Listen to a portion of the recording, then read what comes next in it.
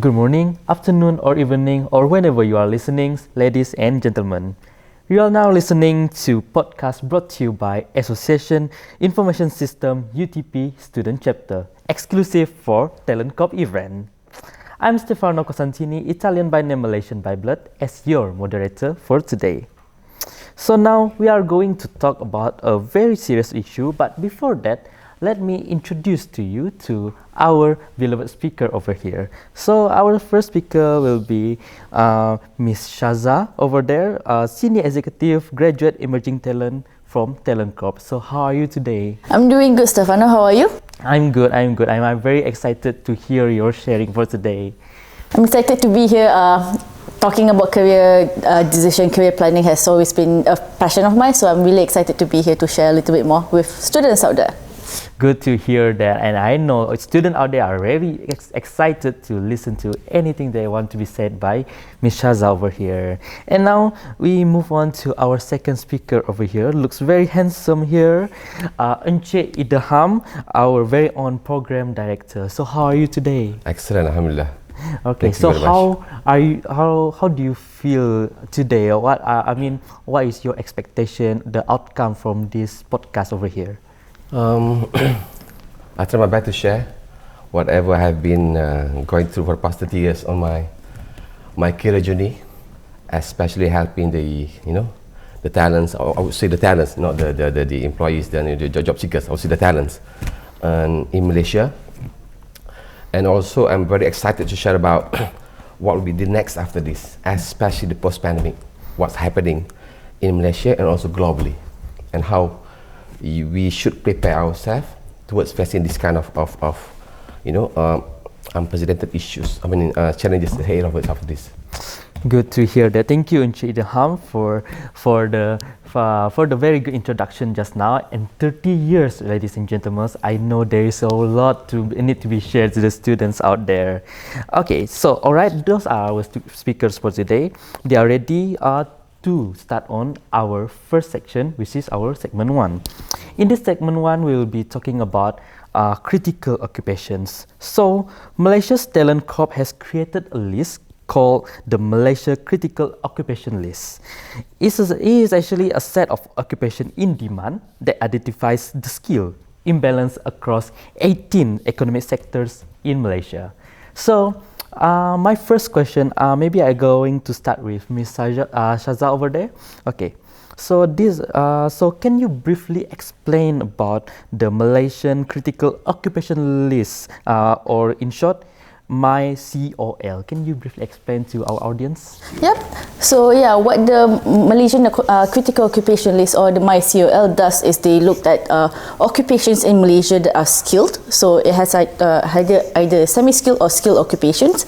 It has to be sought after. So that means that there's a lot more demand in the industry, but lack of labour or lack of talents in the job market, and also it has to be strategic to the Malaysian economic growth on what Malaysia plans to be. So they look at industry reports, they look at the labour markets, they talk to industries, they talk to employers to see what are the shortages out there, what's the skill mismatch, and then they produce a report every year about this is the type of occupation that is skilled and that is being sought after, and that's very, very hard to fill in the industry.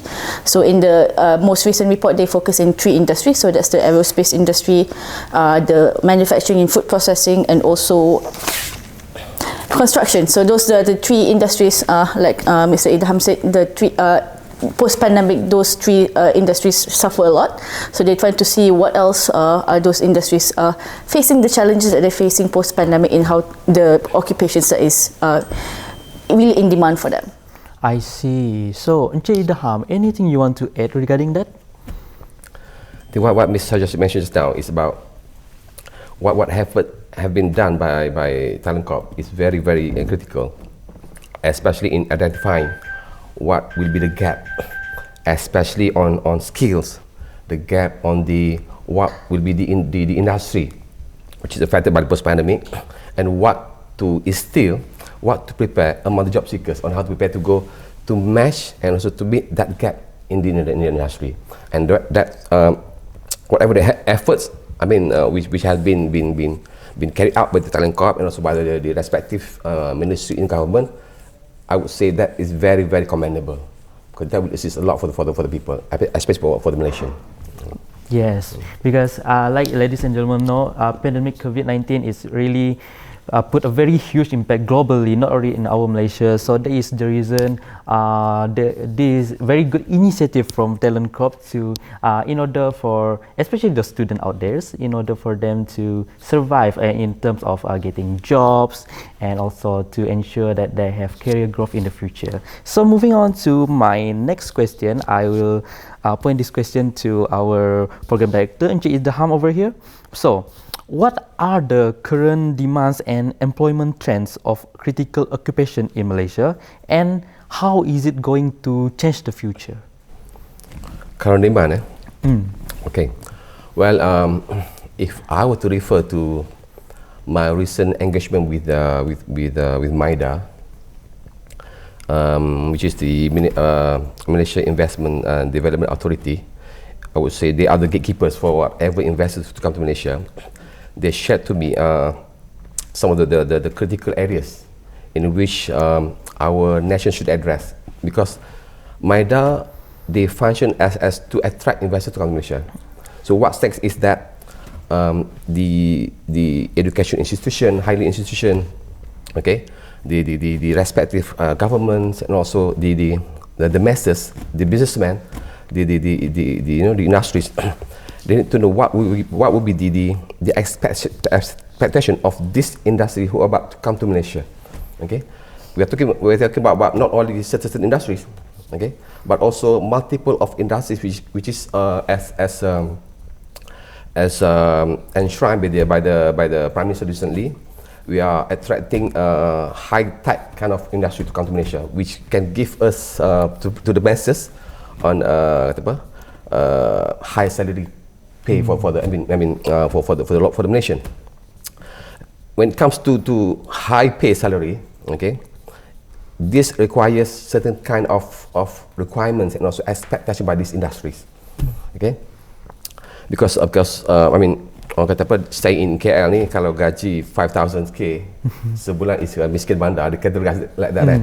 But then also, okay, to meet that requirement or expectation by industries, we need to address what will be to prepare today, especially for the talent in Malaysia, not only for the fresh but also for the people who are looking for another job in our country.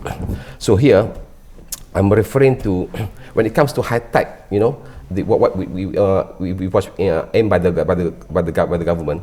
Okay, there are certain elements in which this industry is looking for from the talents. All right. For example, let's say if the requirements or the expectation from the fresh graduates, okay, I would say looking from my engagement, academic alone is not enough to help them, okay, to facilitate the process of for the industry to match between the students, our job seekers, the fresh, and also the industries. Okay, what I mean here that the requirement is beyond the academic qualification. What they need to prepare is beyond what they get from the classroom. Okay, here I'm referring to on how they maximize, they occupy, they engage themselves during the years in the universities, beginning from the foundation, first year, second year, third year, internship, and then also the final year. Right. So for the fresh requirements varies across by the industries. When it comes to, for example, like my recent engagement with the one quarrying company into construction, the CEO mentioned to me specifically, Mr. Idham, we are looking for talent which have these software competencies on what? Specifically on Aveva, on Primavera, because this will help the students who will be the talent for the company to facilitate the processes, because this company secured a lot of construction job in Malaysia, for example. Okay, and that skill to me must be acquired in the universities, not after the universities, so that will make them marketable and also employable towards the other, searching for, exploration for the job. And imagine for the experienced people, the expectation requires much more bigger. Yes. Much more bigger. All right. Thank you. Wow, I really agree with what Ms. Encik Idham said just now, because this is from my own personal experience. This was being shared by my own mother, born in 1970. So she said that back then, whenever they already have certificates, for example, like SPM or Form 3 examination, is at that time is already enough to secure a job. But right now in 2023, even a degree alone is also not enough. And I agree with what Encik Idham say. Academic alone is not enough. You must have equipped with another type of skills, and that can be achieved within the university, not after university. So anything you want to add, Ms. Syaza? Yes, definitely. I think a lot of people feel that we grew up. So I'm speaking somewhat from the younger generation, because I've recently graduated. I'm not going to say how many years ago, so I don't want you guys to know how old I am. Right. But recently young, so a lot of people think that they go to university, if they get a good grade, if they get Dean's List, they graduate with a Vice Chancellor award, that they are secured a job. It's no longer the case, because you are fighting with a lot of graduates in the job market, and because of COVID, you are also fighting and you're competing with a lot of other skilled people who are retrenched from their jobs during COVID. So there's a lot more competition out there. So, and then a lot of people think that, oh, I get a 4.0, my GPA is all like perfect A's, why don't I get a job? Why are companies not lining up to meet me? And then you see them, they don't know how to talk to people, they don't know how to express themselves, they don't know how to write properly. Like the business acumen, you don't have that, you don't have the business knowledge, you don't know how to network with people. So sometimes it's not, you don't have to have a 4.0. It's good enough if you have a barely good enough grades at 3.0, 3.5, but then you still have all these other skills outside. Joining a student club, going to volunteers, doing extracurricular activities. All of these help give you opportunities to develop skills. And I think one thing a lot of people also forget, that you need to develop the entrepreneurship skills. You don't have to wait for a professor to give you, oh, you need to do this project. Start the project by yourself. Do something out of your own interest and curiosity, and then find something to develop that. You can work with a company to work on a project with them. That will actually allow you to learn the soft skills that you need, and also give you an insight into the industry. Not a lot of people know that, and not a lot of people are willing to do that. So if you show that you are willing to give that a little bit extra to showcase that you are definitely interested and you want to do something about it, that gives you a +1 to the employers as well. Indeed. Because I also experienced this kind of situation when I am applying for my internship past few weeks. Actually, our pointers, our CGPA is just qualifying us to get into the interview. But during the interview, people look more than that. They don't bother to look at your pointer anymore. They look at your, okay, what did you do during your SPM for the past 3 years since your foundation? So what is your next plan in the next 5 years? And also, what is the proof about all of the skills that you have? So these are very important. So if it is very important in internship, I believe that once I graduated one day, I believe that I need to equip myself 1,000 times more than I have right now. So moving on to the next question. This question is for Ms. Syaza. So what can you advise to the fresh graduates who are considering pursuing a career in one of those critical occupations?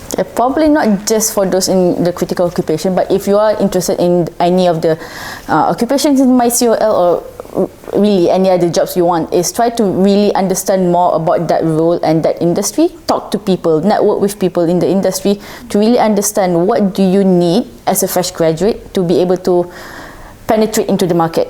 Because you might think that, oh, I just need a degree, and then suddenly you find out, oh, you need this certain softwares, but you never learned them in school. So what can you do? Where can you learn them? Find additional opportunities to learn.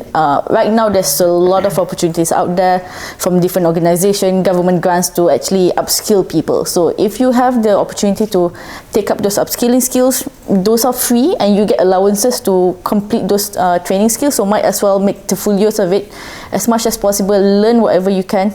And we live in the social media world that there's a lot of learning opportunities online. You can learn from YouTube, you can learn from Khan Academy, Udemy, all of that. If you have the chance to learn, talk to people, and really know exactly what you need to get there, rather than just jumping in and trying and then you say that, oh, nobody told me I need this.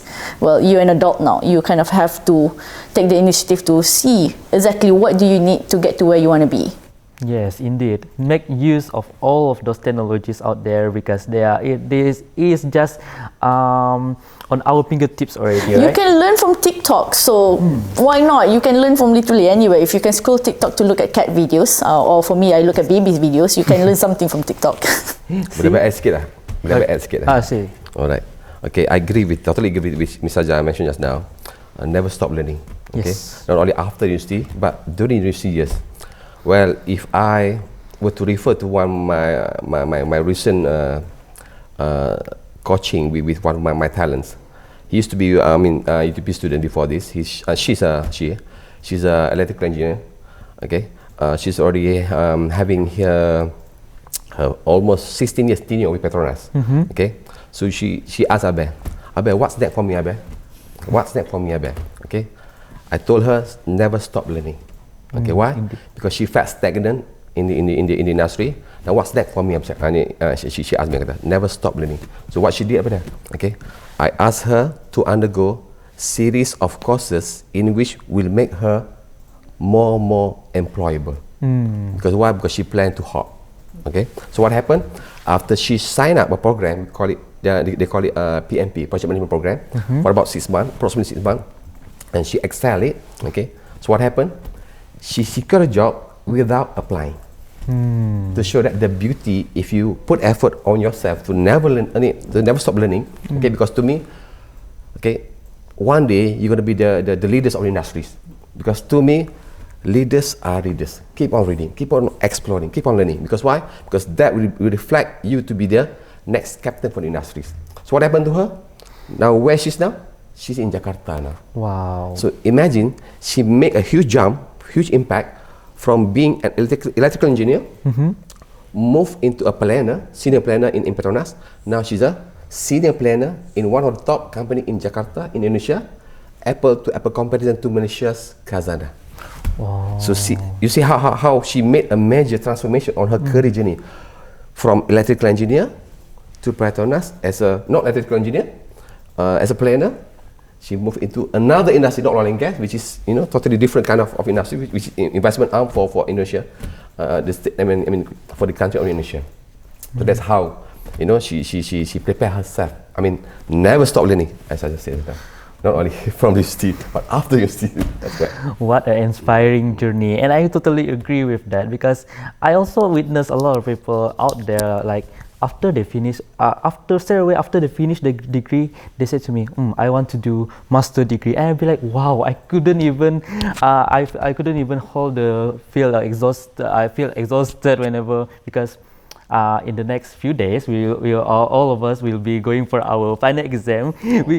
So we are already exhausted at this point of life. So, but that's the reason why it's kind of inspiring to see those people who never stop learning despite all of the hardships, and this can be a very true challenge for us because a lot of people say that Gen Z is kind of like this, like that, is all of the negative stuff. So I think those seniors, just like what being shared by Idham just now, is actually an inspiration for us in order for us to never stop learning.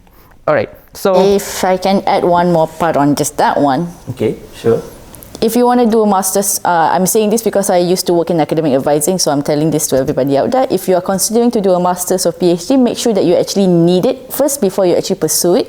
A lot of people go into master's and PhD because one, they say they like learning, and two, they don't know what they want to do, so they decided to do a master's or PhD, and then they realize that they don't actually need it, and then they just wasted their time. So if you actually need a master's or a PhD, if you want to work in research, you want to work in academia, fine. But if you're doing it as the way of like, oh, I am scared to go into the job market, I am scared to go to the industry, and then you do your masters because your professor tell you that, oh, you're good at this, you should do masters under me.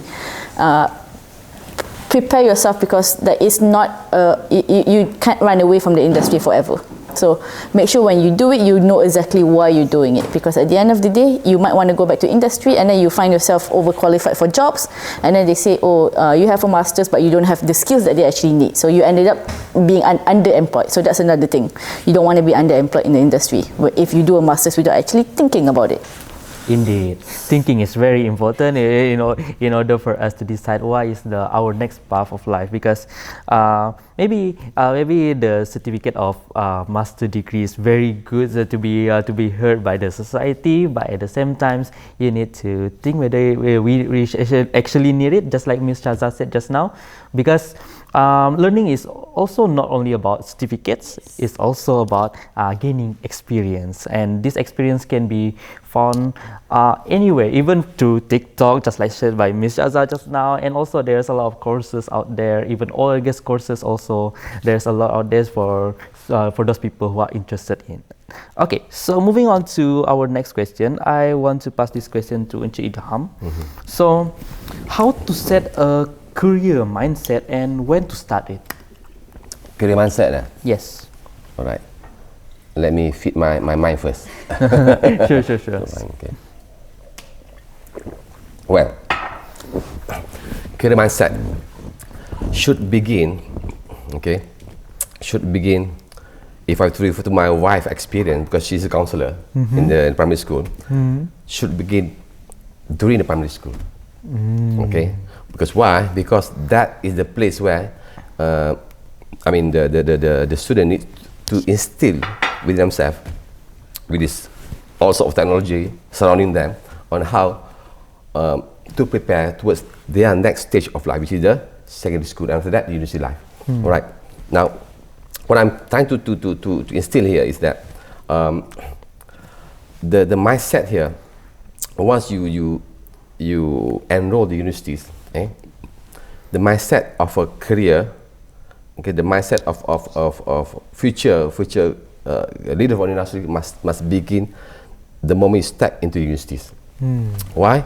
Because that is the place where you start to equip yourself, instill yourself with what the industry, what the employers require from you. For example, let me give you one example, a very classic example of what I managed before this with UDP. This company from US, a very big company, and they are very proactive in enticing top talent to join them. So what they did, they are very proactive. How did they did the program? They come to university, they come to see me and ask me, Mr. Idham, let us JV, joint venture on what? We're going to design a program. We want you to identify who are the top talent from UTP, especially from IT, who are doing software engineering, who's doing electrical, especially on embedded system, microelectronics. I want them. I want to pitch them. I want to groom them as early as the first year, the foundation of the university. And from there, this company, they tailor-made the program so that this student, after they undergo certain years, they already equip themselves with the mindset of the future employee or the future talent for that company. Until up to the internship period, in which this identified student, they must undergo the program with the company, and after that, the job is already in their hand before they leave the universities. So the mindset here, I'm referring to both parties. First, the industry, which engage with the universities, and number two, the mindset of the student, who must be always eager to look for what will be the employer for me after this, and what I need to prepare myself, not after I leave the university, but during I step my foot at the universities. That's my point here. Yes, I get your point. And can I get a little bit of more explanation regarding the putting a career mindset as early as primary school? Does it mean that whenever the primary school student set a mind to, for example, to become a pilot, so does it mean that in the future that he or she will become a pilot, or is it okay if he or she change the career path suddenly? That's where Stefano, the learning must come in. The exposure must come in. Because why? Because as time goes by, as he being exposed, experience to a lot of things, that will change his or her, mindset towards career. Maybe during primary school, he or she was so exposed to the glamour of being pilot, but somehow after he or she being exposed to the other kind of careers, which is much more enticing, much more lucrative for him or her, that also might change his or her perception or what will be the next career for me. Because to me, as the students move on his or her her life, he or she will be facing loads of the exposure, and we would change their perception towards careers for him or her in the future. Nice. So that's why, for example, one of my students, on his they call it the storyboard, the dream board for him. He mentioned on his ambition, on his dream, is to be the petroleum engineer. The petroleum geosciences, and the university in which he targeted is UTP, because UTP offers petroleum geosciences. And what happened to him after he undergo secondary school at MRSM? He changed his mind towards what? Another careers, which is mechanical. Why? There might be some sort of exposure over there, in which, for example, like the student, the school bring him to the for the trip, for a visit, education trip to somewhere, and that also changed his mind. And also, after that, whenever he entered university, again he changed his mind. The program was for study, not mechanical, but now what? Into petroleum engineering. Total change. And now he's not petroleum engineer, but he's a project engineer, not practicing petroleum engineering. He's now in Saudi Arabia, being a senior project engineer for a project into railway industries. Railway industry. See how the social agent, the information changes. This student from primary school, which is petroleum sciences. Now he's a project engineer managing project for the railway industries. That's how influence the information, the exposure in which they get from throughout the processes. Yes, because our environment also influence our mindset from this time to this time, because we never know what's the future holds for us. Because like for me myself, when I was in primary school, I would like to become a steward. I would like to become a steward because at that time I don't really have much opportunity flying by using aeroplanes. So I feel like if I would be a steward, I must travel a lot. And suddenly here I am, and I don't know where I can go in the future. Maybe will I stay in my career as a chemical engineer or something else? We never know. So anything you would like to add, Ms. Syaza? A lot. All right. So I previously worked in the school, and I worked in the higher education and careers team. So we developed career counselling for the secondary school from year 7. So that's from 1 up until A-level students. So you told stories of your children and your wife's students and all that. So I will tell my story. I studied actuarial science as my degree. But when I was in primary school, I wanted to be a PE teacher, because when you were in primary school, you tengok your cikgu PJK, all they do is buka store. Okay, the girls, you go play netball. The boys, you go play football. I'm going to be in the canteen drinking my coffee, drinking my teh tarik, and reading a newspaper. And I was like, oh, that sounds fun. Or just like, oh, you just go teach the kids to play games and then you can relax a little bit. And then they developed into, I want to be a pediatrician because I like kids. And then I realized in bio class, I actually hate blood. So like no bedah katak for me, because I will definitely pengsan. So I was like, okay, not a doctor. So I ended up being doing my degree in actuarial science, because that was a compromise. I wanted to do mathematics. My mom wanted me to do accounting, so actuarial science was kind of in between. So okay, compromise. So in university, I did a lot of the university stuff. So I went to university in the US, so they really groom the students a lot, especially if you go into the business school, engineering school. Companies will come in, you will have info session, you will have mentoring session, you will have job shadows. So I spent the first 2 years going to a lot of companies, visiting companies, looking looking at the offices, and then after that I realized that this is too boring for me because everybody seems to be at in their laptops, just sitting in their cubicle, just crunching numbers. And I was like, I like numbers, but I don't like sitting doing silo work by myself. So I decided, you know what, I want to change. I still graduated with a degree in actuarial science, but I realized that I like working with students, so I ended up working in higher education. So I work in academic advising, school counselling and all that, which I realized that even though my business degree wasn't really beneficial, but it gives me that business sense of like, this is how things work. And then when I talk to students, it brings me up. So I think one important thing that Idham said is that your passion, your interest will change a lot, and that's okay. At the end of the day, what we did in my school when we were talking to the students is, don't think about careers or jobs, think about the skills that you want to do. So one thing that I realized is consistent across all the different jobs that I've had. This is my 4th job at TalentCorp. So all the different jobs that I had, the most common thing is that it all revolves around students.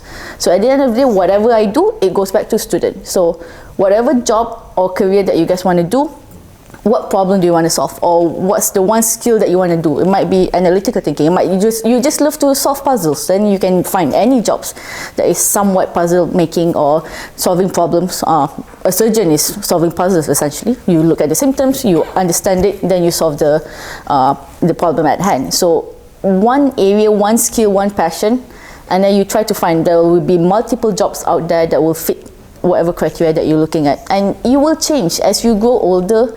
Your interest will change, technology will change, AI will take over, robots will take over the world. So the jobs that you like in the past might not exist, but that's okay, as long as when you change your career, you make an informed decision.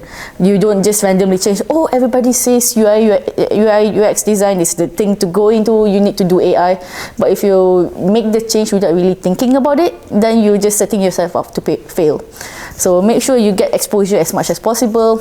Talk to your counsellors, utilize your career advisors, and I cannot highlight that enough. A lot of people think about jobs only when they're looking for internships and only when they're starting to look for a job. But I go to see my career advisors every single semester in university just because I like to talk about stuff. And then my career advisor will say that, oh, for your first year you talked about you want to do this, and then suddenly second year you talk about switching to management, and then you want to do HR, and then you want to do this. Why? And I just have a lot of interest, but it's really, really fun and interesting to talk to somebody who's been out there. So when you do a lot of that, then you realize that the world is more than just accounting, engineers, lawyer, doctors. That's the 4 main Malaysia punya traditional jobs. So there's a lot more out there, only if you learn who to talk to and where to find all this other information out there. Yes, indeed. I really love the last few sentences regarding the Malaysian typical, especially this typical parents' mindset in Malaysia. They want the children to become doctors, engineers, lawyers. What is another one? Accountants. Accountants. But the reality is there is a lot of things out there that need to be learned. And I also like the point that you said that even though the degree doesn't really have the things to do with what we do right now, but it's okay because there is nothing waste about learning, right? Because on the bright side, you get the exposure, you get the skills, you get the knowledge, and these are the knowledge that you can share with the society out there, or maybe to the children in the future. And all right. Okay. This is pursuant to what Syaza mentioned just now about the careers. Okay. According to the WEF report, World Economic Forum recently, they mentioned about the dying careers. All right. So according to them, within 5 years, beginning from this year, the next 5 years, there will be 28% of the jobs, traditional job before this, will be extinct. Tak ada lah. Okay, and among them adalah accountant. How about chemical engineering? Well, it depends. It depends. Depend on what world is heading towards after this. Okay, but again, what I'm trying to mention here, we need to keep ourselves informed. We need to keep ourselves abreast of what will be happening because you guys, the students, okay, I believe you have more than 30 years nak bekerja nanti. Okay, you have to work beyond 30 years. Kadang bukan gaji lah. Okay, unlike what business kan. So that requires for you to prepare. And that's why some people, they hop, they transform, not only from the school years, but also during career years. Okay, so that's why you need to know what will be the next career for me. Otherwise, you will die or extinct together with the job. Alright. Indeed. Because even in our career years, there is also a lot of opportunities inside there. For example, in certain company, maybe you don't really want to become engineer anymore. Maybe you can become like health safety in the health and safety department. So there's a lot of things needs to be. And by the way, you can still continue your passion to be a student. My friend is thinking about applying to be a pilot at Singapore Airlines. He's been talking about it for the last 8 years, even since we were studying. And then he was like, "There's an opening, there's a vacancy call for pilot. Should I apply?" And we were like, "You've been talking about it for 10 years. Go, do it." SIA, Singapore. Yes. Wow. Okay, I need to think You're about never that. going to be too old to do what you love. So find opportunities. I Do really it. need to think about that, but first I need to finish my final exam. They will be ended in the next week. All the best. I would like to open up for so there is the end for the first segment. So I want to open up for the Q&A. So these are the list of questions that I got. So for the first question, any of you can answer this. So which has been more valuable in your career? Is it education or is it experience?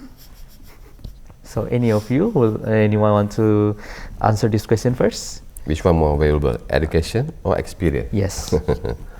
Well, you're asking somebody who's been working 30 plus years, so obviously the experience comes first. Well, both very important, both very valuable. Because why? Because to me, education is part and parcel. Okay, part and parcel of to be a very competent, very good employee in the future.